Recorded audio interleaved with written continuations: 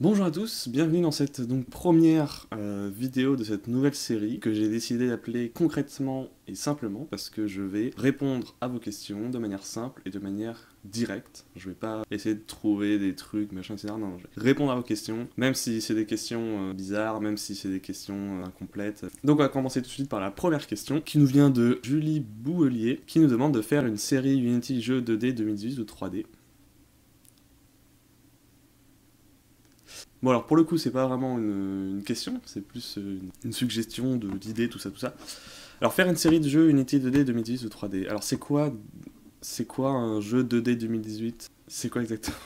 Bref, donc non oui, j'ai fait déjà plein de lives, je faisais direct carrément des lives de Unity 2D, enfin de jeux 2D. J'ai fait donc un Tower Defense, au début on a essayé de faire un jeu de plateforme, et on avait fait quoi d'autre?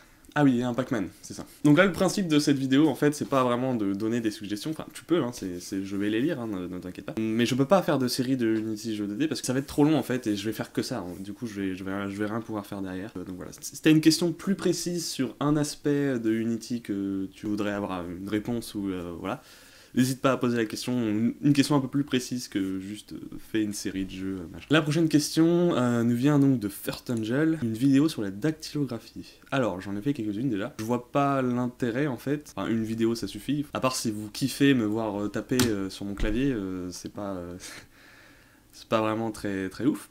Sinon, en fait, est-ce que tu veux dire un tutoriel de la dactylographie? Parce que je peux faire un tutoriel, mais ça va être un truc du style. Alors bonjour à tous et à toutes, bienvenue dans ce tutoriel de dactylographie. Aujourd'hui je vais vous apprendre à faire de la dactylographie. Donc par exemple là je suis sur le site 10 Fast Fingers où il y a des tests de dactylographie tout simplement. Le principe est de taper les mots le plus rapidement possible. Donc, par exemple pour taper R, je vais appuyer sur la touche A, I et R. Je fais ça à l'aide de mon clavier qui possède des touches.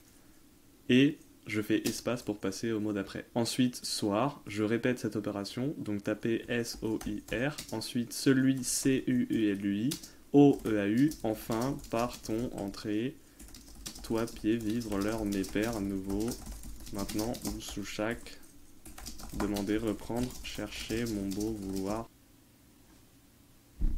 La prochaine question nous vient donc de Thomas Laforge. Que penses-tu de l'IA globalement? Bonus, as-tu des notions en machine learning et plus particulièrement la partie apprentissage par renforcement? Si oui, je serais preneur de conseils, lecture, tuto, etc. Alors, que penses-tu de l'IA globalement? C'est l'avenir, tout simplement. Il n'y a qu'à regarder les machines, genre le truc d'Amazon, de Google et de Apple, là, comment ça s'appelle? Amazon, c'est Alexa, c'est ça? Bah, ça utilise pas vraiment du machine learning concrètement, enfin, si, quand même, pour reconnaître notamment pour reconnaître ce que dit la personne.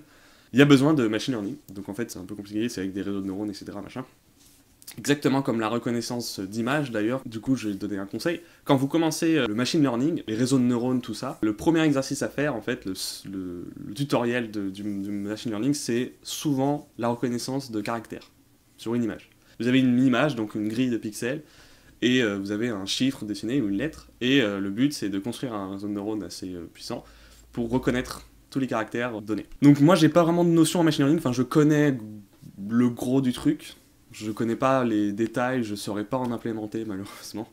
J'ai essayé de voir mais je saurais pas en implémenter. Donc du coup ce que je te conseillerais, il y a une chaîne YouTube qui s'appelle 3 Blue 1 Brown, c'est ça je crois, je mettrai les liens quelque part, qui est très intéressant et qui apprend en fait les bases, simplement les bases des réseaux de neurones. Donc voilà, c'est ce que je te conseillerais pour l'instant, moi je suis pas vraiment calé là-dessus. J'ai fait des trucs, mais c'est pas exceptionnel. Voilà. Ensuite, prochaine question de Elrise. En vrai, les quelques sujets que tu as donnés comme exemple sont plutôt intéressants, donc j'aimerais bien que tu en parles. Alors, je sais même plus ce que j'ai donné comme exemple. Alors, donc oui, donc j'avais parlé donc, de à quoi ça sert les listes. Bon, ça, je vais pas y répondre parce que c'est très situationnel. Hein. Enfin, les listes, ça sert à stocker plusieurs éléments dedans, quoi, tout simplement. Mais bon, je pense pas que tu fasses allusion à ça. Je pense que tu fais plutôt allusion côté musique, Melodyne, Autotune et vocodeur. Très bien. Je vais faire une petite démo pour vous montrer en détail ce que c'est que ces trois trucs. Lequel est le plus utilisé pour moi, selon moi, lequel est le plus utilisé, et selon moi, lequel est le plus mal utilisé aussi. Bref, je vais vous faire un petit truc qui arrive d'ailleurs tout de suite. Alors, on va commencer par Autotune. Alors, je n'ai pas la version Autotune de Antares, qui est le Autotune officiel en gros, mais j'ai une autre version qui est donc G-Snap, qui fait à peu près la même chose, on va pas non plus chipoter. Et donc on va voir un peu comment ça marche. Donc, on va simplement enregistrer une petite voix. Je vais chanter un truc, genre au clair de la lune ou un truc comme ça.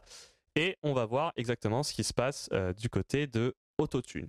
Voilà, j'ai bien fait exprès de chanter un peu comme une merde pour que vous voyez un peu l'effet de Autotune, parce que sinon vous allez rien voir du tout en fait, puisque si je chante déjà de base parfaitement, Autotune ne va pas me servir. À part si vous voulez mettre des effets, bien évidemment, sur votre voix. Bien. Donc là, si on écoute ce qui se passe, on va simplement écouter ce que ça rend, sans rien du tout. On n'a pas activé Autotune, on n'a rien du tout. On va désactiver d'ailleurs. Hop. Frère Jacques, dormez-vous, dormez-vous. Voilà. Alors maintenant, on va voir ce qui se passe si on active Autotune, mais qu'on ne l'active pas totalement. C'est-à-dire que là, on va juste voir en fait les notes que je fais, mais ça va pas les corriger. C'est parti. Frère Jacques, dormez. Donc là, vous voyez les notes qui sont détectées par Autotune comme étant les notes que je fais. Donc, très bien. Soit. Et donc maintenant, qu'est-ce qui se passe si j'active Autotune? Frère Jacques, dormez-vous, dormez-vous. Voilà, donc là, il a essayé de me corriger les notes en fonction de celles que j'active ou non, en fait, sur le clavier ici.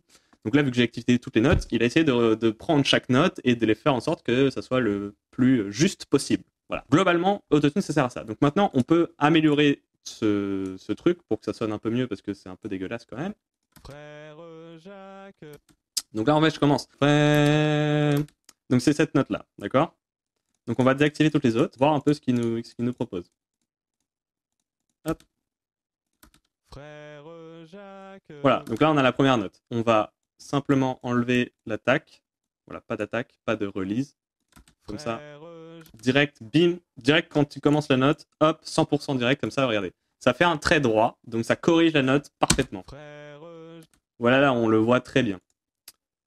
Bien évidemment, les autres notes ne sont pas, voilà. Alors par contre, si j'augmente la threshold, voilà.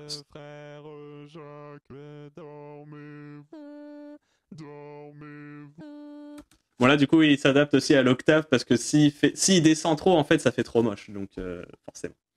Voilà, donc là, j'ai une note. Et voilà, si je fais, en fait, regardez, maintenant, je vais remettre mon micro. Si je parle, voilà, dans la case, là, dans l'écart, eh bien, ma note sera directement snappée à la note.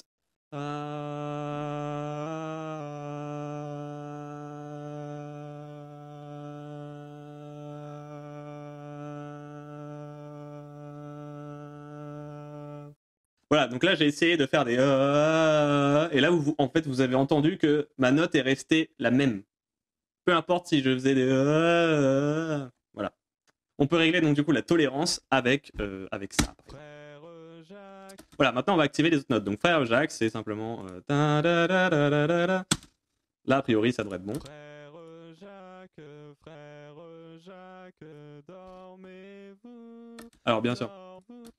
Dormez. Jacques, ta ta ta ta ta ta ta. Un truc comme ça, je crois. Je sais même pas, parce que je suis nul. Ah non, c'est ça. Oula.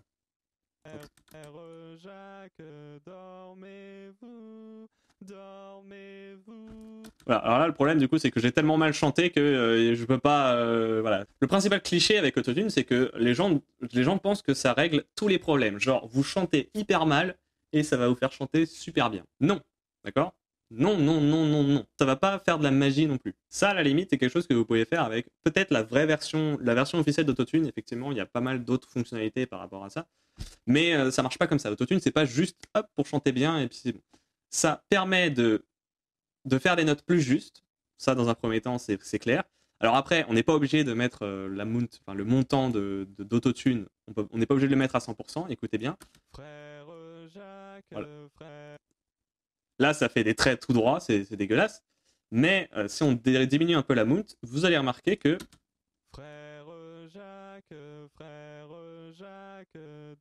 c'est déjà beaucoup plus naturel et beaucoup plus discret comme autotune. Hein. L'autotune, c'est pas forcément Colonel Riel ou T-Pain ou machin. C'est pas que ça l'autotune. Ça permet de faire des corrections très subtiles, hein, c'est faisable. Mais il faut bien chanter de base. Et si vous faites n'importe quoi, là, c'est irrécupérable et vous faites n'importe quoi. Y a pas de, voilà. Donc voilà, une bonne fois pour toutes, Autotune, ça permet pas de chanter super bien en claquant des doigts. C'est un peu plus compliqué que ça. Alors, donc maintenant, on va passer à Melodyne. Donc là, j'ai fait un petit test. On va se l'écouter tranquillement. Je vous annonce tout de suite, j'ai chanté hyper mal. Cette fois-ci, avec Melodyne, alors peut-être avec la version officielle d'Autotune, je ne sais pas. Mais en tout cas, avec Melodyne, en tout cas par rapport à l'Autotune qu'on avait tout à l'heure, on peut changer chaque note indépendamment des autres et faire en sorte que ça soit les bonnes notes, même si vous chantez hyper mal. Donc là, regardez. Frère Jacques, dormez-vous, dormez-vous. Voilà. On va voir ce que Melodyne en pense de ça. Hein. Donc, on va lancer Melodyne. Donc voilà, Melodyne, ça ressemble à ça. On va faire un transfert, en gros, de ce que j'ai chanté. On va le mettre dans Melodyne pour pouvoir travailler dessus. Frère Jacques, dormez-vous, dormez-vous. Voilà, donc ça, Melodyne, il a détecté que j'ai fait ces notes. Voilà, donc c'est magnifique avec des machins, des trucs comme ça. Alors, c'est très nul. Avec Melodyne, on peut donc... En gros, il détecte aussi les syllabes. C'est-à-dire que là, par exemple, c'est Frère Jacques... Et donc là, enfin... Ah oui, non, j'ai monté en fait. Donc là, c'est Frère Jacques, etc. Frère Jacques, dormez-vous. Voilà. Il détecte aussi le changement de note, en fait. Je pense que Autotune, la version officielle d'Autotune peut faire ça. Mais bon, je ne vais pas m'avancer là-dessus, parce que je ne sais pas du tout. Et donc, ce qu'on peut faire avec Melodyne, c'est déjà, dans un premier temps, on va tout corriger à 100%, à 100%. Et même en corrigeant à 100%, on n'a pas un effet de voix artificielle ou genre autotune ou un truc dégueulasse, ça s'entend que c'est autotune, etc. Écoutez bien. Frère Jacques, dormez-vous, dormez-vous. Voilà, on n'a pas cet effet robot ou alien machin qu'on a avec Autotune. Ce qu'on va faire là, c'est qu'on va améliorer un petit peu tout ça pour pouvoir le rendre un peu plus joli. Donc, on va splitter des trucs.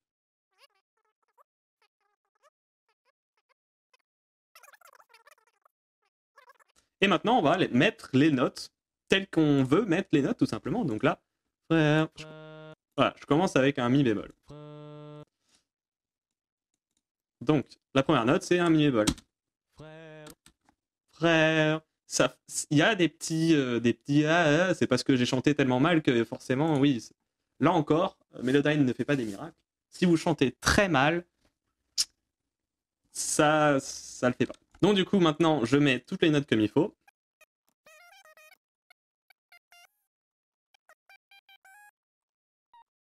Voilà. Et donc maintenant, j'ai mis toutes les notes qu'il faut pour avoir les bonnes notes. Et écoutez bien ce que ça donne. Frère Jacques, dormez-vous, dormez-vous. C'est déjà beaucoup mieux qu'au départ. Je vous le fais écouter sans Melodyne. Écoutez bien. Frère Jacques,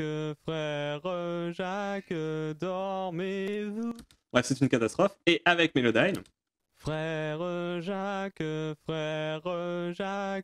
dormez-vous, dormez-vous. On a quand même beaucoup amélioré le truc, vous en conviendrez. Un autre truc que Melodyne peut faire et que Autotune, je ne sais pas s'il peut le faire parce que j'ai pas la version officielle, je peux changer le rythme aussi. Par exemple, écoutez bien. Dormez-vous. Alors là, je me rends compte d'un truc, c'est que le dormez, en fait, je l'avais pas bien splitté.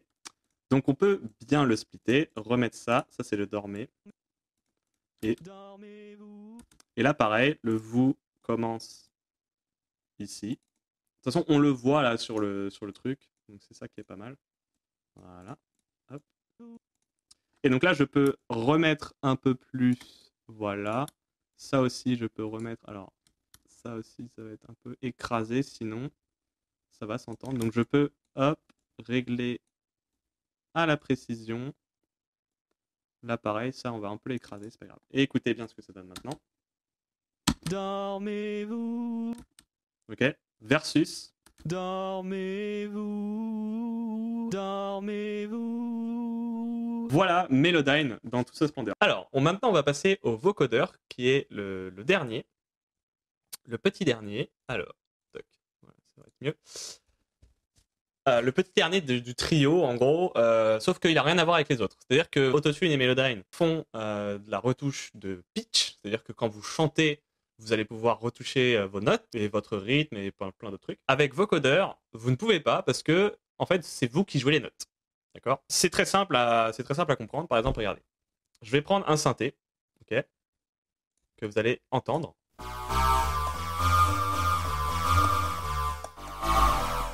Voilà, le synthé, il sonne quelque chose comme ça, d'accord ? Ça, c'est ce qu'on appelle le carrier, celui qui va porter, d'accord ? C'est A-2-R-I-E-R, je le prononce peut-être mal. Et vous avez de l'autre côté ce qu'on appelle le modulateur, qui va être votre voix. Et en gros, vous allez mélanger un peu les deux, c'est-à-dire que vous allez prendre le timbre de votre voix, mais les notes du carrier. Les notes et un peu aussi le timbre du carrier. Bref, j'explique très mal, mais en gros, c'est le principe. Vous allez en gros mélanger les deux. Et ça devrait donner quelque chose qui ressemble à ça. Let me down for you, I see. Let I do not what the fuck is going on. Let me tell you now I'm sad for you. Let the one for you. The world.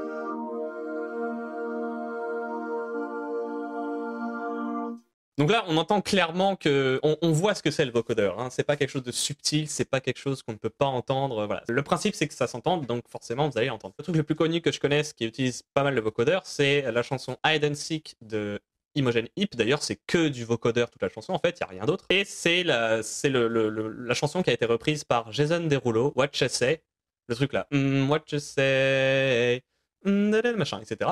Ça, c'est un bout de la chanson qui s'appelle Hide and Seek de Imogen Heap et qui est intégralement faite en vocodeur. Et donc ça, c'est absolument... Enfin, écoutez-la juste parce que c'est magnifique.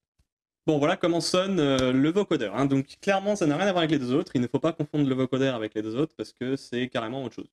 Pour conclure du coup sur Melodyne, Autotune et vocodeur, en gros, l'autotune, je pense que c'est utilisé par quasiment tous les artistes, 90% des artistes, on va dire. Ou alors c'est Melodyne, mais dans tous les cas, il y a quelque chose qui fait qu'ils chantent parfaitement bien. Après, effectivement, il y a les artistes qui utilisent Autotune pour juste avoir un effet sur leur voix, ça peut se comprendre.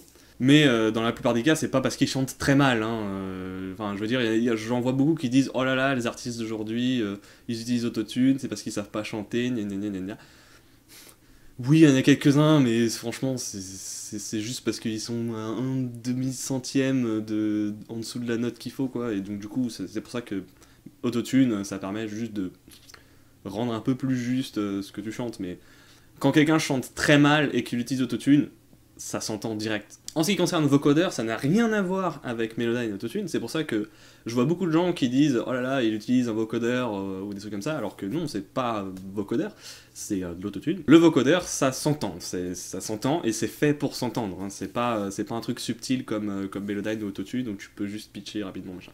Donc voilà, les artistes principaux qui utilisent le vocodeur, je pense notamment donc, à Imogen Heap, avec sa chanson donc Hide and Seek, qui a été reprise donc du coup dans What You Say par Jason Derulo. Fox Stevenson utilise le vocodeur sur quasiment toutes ses chansons aussi, si vous connaissez Fox Stevenson. Après, j'ai pas d'autres exemples malheureusement, donc voilà. Voilà, donc si vous souhaitez voir un peu plus de Melodyne ou de trucs comme ça, n'hésitez pas à laisser des commentaires. Si vous voulez que je teste des trucs pour savoir comment une telle chanson a fait pour faire quelque chose, je pense notamment où quand les gens ne peuvent pas faire des notes, parce que ça arrive, les filles notamment, n'ont pas un range très grave. Donc quand elles peuvent pas faire de notes, elles utilisent principalement, je pense, Melodyne, parce que Autotune, ça serait complètement affreux. Mais Melodyne permet notamment de descendre d'un ou deux tons en dessous du range naturel de la personne. Ensuite, question vient de Raphaël Pumeda. Je ne sais pas si la question est bien par rapport à ta série de vidéos, mais je compte aller faire mes études à l'IMI et choisir la formation Digital Web. Penses-tu que les langages qu'ils proposent sont intéressants?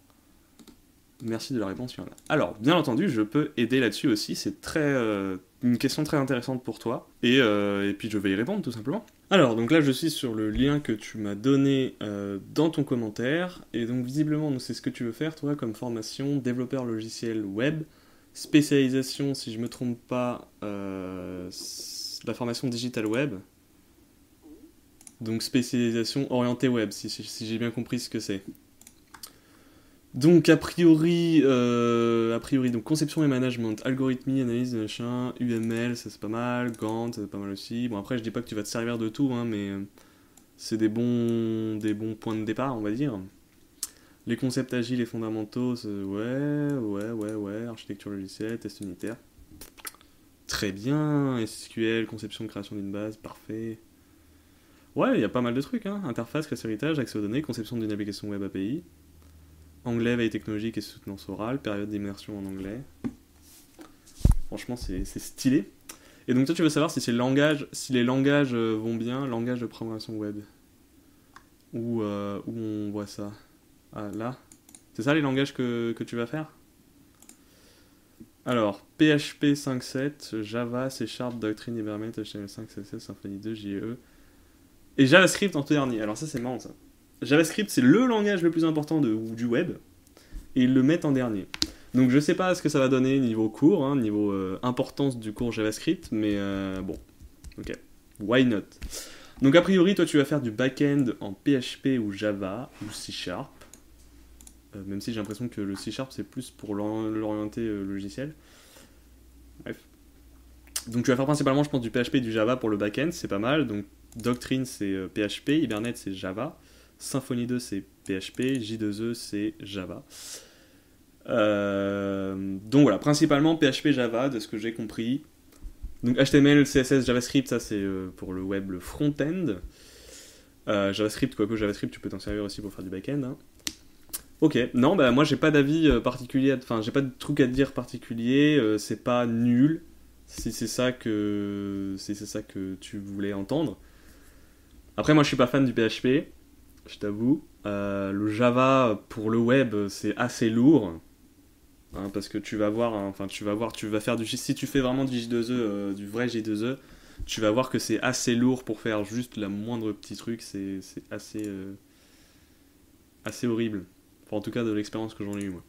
Bref, donc moi je suis plus Ruby en back-end parce que c'est beaucoup plus simple pour setup une application en fait. Enfin bon, voilà, c'est mon avis, tu m'as demandé mon avis donc je te donne mon avis. PHP 5.7, je suis pas fan.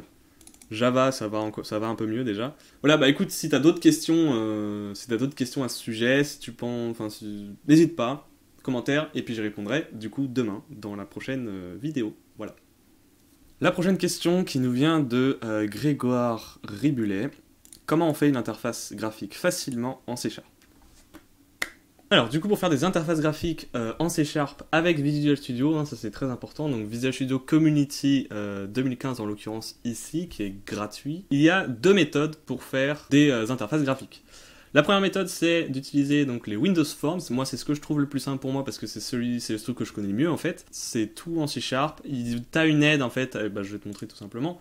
Là par exemple, hop, on va ouvrir le projet de test, voilà. Tu as un éditeur avec une interface graphique, donc tu peux poser des boutons, tu as plein de trucs ici, tu peux mettre des radio-boutons, des progress bars, des trucs qui se remplissent, des tooltips, des web browsers, des labels, des machins, enfin tu as plein de trucs, je t'invite à regarder, c'est juste ouf. Et donc du coup tu les places dessus, une fois que tu as fait ça en fait, par exemple là j'avais placé un bouton que j'ai appelé d'ailleurs coucou, hop, j'ai placé un bouton ici, quand je double-clique dessus en fait il va aller me chercher l'événement clic. Donc en fait, tu vois, tu as plein d'événements. Par exemple, tu veux faire un truc quand on clique sur le bouton, ça paraît logique, puisque c'est un bouton. Donc du coup, tu double-cliques ici, simplement, et ça va te créer une fonction automatiquement, et à l'intérieur, tu peux mettre tout ce que tu veux. Donc là, en l'occurrence, j'ai mis un label juste au-dessus, que j'ai appelé donc label test. Si on revient dans les propriétés ici, voilà. Label test, simplement. Il a comme valeur Toto, là, texte Toto. Et ici, simplement, je change son texte, et je mets clicked quand on clique sur le bouton. tout simplement. Donc là, si je fais F5 et je teste mon application, je clique sur le bouton et il me marque Clicked. C'est magnifique. Bon alors, je vais pas m'étendre sur tout ce qui est possible de faire avec les interfaces graphiques, mais j'espère que ça te donnera au moins une idée. Et donc la deuxième méthode, c'est d'utiliser donc les WPF. Donc ça c'est la nouvelle méthode, parce que avant Microsoft en passait donc du coup par les Windows Forms de XP jusqu'à Windows 7, enfin même avant XP je pense, mais enfin bref. Et WPF c'est le nouveau truc, Windows 8, Windows 10, tout ça. Et donc WPF, qu'est-ce que ça change par rapport à Windows Forms? Bah t'as pas que du C# en fait, t'as du XML pour construire l'interface graphique. En fait c'est pas du C#, c'est du XML. Ne t'inquiète pas, tu as toujours l'éditeur graphique, hein, ne t'inquiète pas, c'est pas quelque chose qui a été enlevé. Et donc, qu'est-ce que ça donne en termes de code? C'est exactement la même chose, il y a quelques trucs qui changent. Donc voilà, là t'as ton interface graphique avec le... ça charge. Hop, avec le XML en dessous, tu vois. Donc là c'est du XML un peu comme du HTML vite fait. Avec donc bouton, Xname, machin, etc. bidule. Mais c'est à peu près la même chose, t'as à peu près la même chose. Donc là, au lieu d'avoir texte, c'est content, le name tu l'as en haut, machin, etc. Et donc là, si tu vas dans les events ici, sur le côté ici, tu as les events, ici, là. Tu cliques dessus, c'est pareil, t'as exactement les mêmes events, t'en as même 10 fois plus. Tu double-cliques, tu mets ton code ici pour dire quand tu cliques sur le bouton, qu'est-ce qui se passe. Voilà, hop, tu testes, bim. Pour moi, c'est les deux manières les plus simples, enfin, c'est les seules manières en fait de faire des applications, des interfaces graphiques, en tout cas sur Windows en C#, c'est les seules manières. Bien évidemment, c'est pas multiplateforme. Alors, c'est en train de changer, mais je préfère pas. Je connais pas trop, donc je préfère pas non plus raconter de la merde. Mais en tout cas, c'est en train de changer, donc c'est possible que ça soit multiplateforme un jour. J'espère que ça répond à ta question. Alors, j'ai pas le temps, en fait, vu que c'est du question-réponse, j'ai pas le temps de rentrer dans les détails de comment ouvrir des menus, des machins, des trucs. J'ai pas vraiment le temps de faire ça, mais si jamais tu as d'autres questions plus précises, eh ben je pourrais t'aider. Merci en tout cas pour ta question, et puis on va passer à la prochaine question. La prochaine question nous vient de Amix qui nous dit « Trop top, c'est sympa que tu reprennes les vidéos infos, je vais réfléchir à des questions. » La prochaine question nous vient de Vrai Connard. Moi j'aurais bien une question toute pourrie. Quand on fait une classe Game Manager pour gérer l'apparition des menus, etc., comment doit-on voir la communication entre les autres classes dans Unity? Est-ce que c'est lui qui regarde par exemple si le joueur est mort, alors je déclenche cette fonction, ou bien c'est le joueur quand il meurt qui dit tiens je suis mort? Voilà, j'aimerais que tu parles de ta façon à toi de voir l'architecture dans un code, hâte de voir ta prochaine vidéo. Moi par exemple pour le moment c'est les autres classes qui appellent ces fonctions, parce que je me suis dit que si c'était la classe Game Manager ça lui ferait beaucoup de choses à vérifier et beaucoup de classes à garder en mémoire, je sais pas si c'est la bonne méthode déjà. Pour répondre à ta question, merci encore pour cette question, j'avoue que c'est intéressant. C'est pas du tout une question toute pourrie, franchement il y a débat là-dessus, hein. Même moi je suis pas tout le temps d'accord avec moi-même. Le plus simple c'est ta manière à toi de voir la chose, parce que ça change rien du tout au niveau fonctionnel, ça va pas changer du tout est-ce que ton jeu va marcher ou non. C'est pas ça qui va changer, voilà, ça va pas créer des bugs, ça va pas faire n'importe quoi. Enfin, donc là, franchement, je te le dis, ça dépend vraiment à ta façon à toi de faire le truc. Moi, en l'occurrence, ça dépend ce qui se passe en fait. Quand le joueur meurt, par exemple, si c'est un truc vraiment qui est sur le joueur, bah, du coup, je le mets dans la classe du joueur. Si c'est un truc qui gère autre chose, par exemple la fin du jeu, peut-être que je mettrai ça dans Game Manager. Quand le joueur meurt, je fais la fin du jeu, ou alors je fais... Quand mon joueur meurt, j'appelle la fin du jeu qui se trouve dans mon Game Manager, enfin une fonction endgame qui se trouverait dans mon Game Manager ou des trucs comme ça. Là franchement, ça dépend vraiment, ça dépend comment toi tu vois l'architecture. Moi, mon point de vue là-dessus, ça dépend du contexte. De toute façon, ça sera tout le temps dans le joueur en fait que tu fais le check de est-ce que ton joueur est mort. Dans l'update, tu fais un update sur la vie du joueur, et si la vie du joueur est à 0, bim, t'appelles une autre fonction qui est ailleurs dans le Game Manager ou machin.